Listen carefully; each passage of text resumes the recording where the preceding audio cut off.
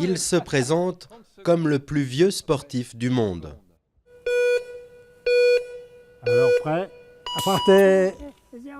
Sur le vélodrome de Saint-Quentin en Yvelines, près de Paris, Robert Marchand va tenter une performance historique, le record de l'heure chez les plus de 105 ans.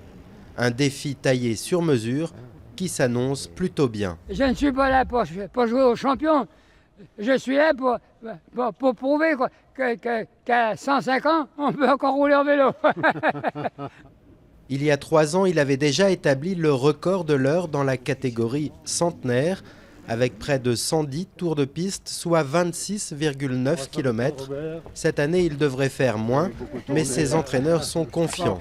Il est extrêmement régulier dans son pédalage, il n'y a aucun excès, mais il est efficace. Il a un cœur exceptionnel, il a un cœur d'une personne de 60 ans. Et surtout, il a un rythme cardiaque très lent et régulier. Hier, nous avons fait un test sur 20 minutes et au cours des 20 minutes, il n'a pas dépassé 100 pulsations cardiaques.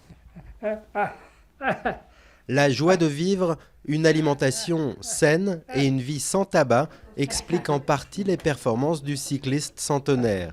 Mais pas seulement. Tour à tour boxeur puis champion de France de gymnastique, pompier, le sport a toujours occupé une grande partie de sa vie.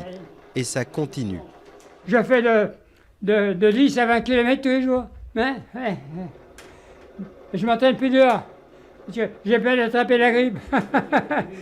Dans son modeste studio de banlieue parisienne, le vélo a pris presque toute la place, reléguant au second plan son passé d'ancien militant communiste.